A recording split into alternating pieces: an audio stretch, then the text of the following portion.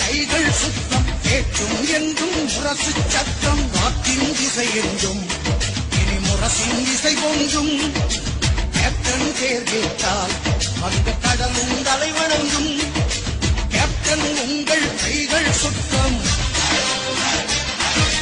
கேட்கும் என்றும் முரசு சத்தம் இலவச மின்சாரம் விவசாயி மனதெல்லாம் சந்தோஷம் காவல்துறை வீர நிரந்தர போலீஸ் கமிஷன் அமைந்திடும் கிராமம் அனைத்திலும் கணிப்பொறி மையம் ஆண்டவனின் அருளோடும் மக்களின் ஆதரவோடும் நான் தேசிய முற்போக்கு திராவிட கழகத்தை ஆரம்பித்தேன்.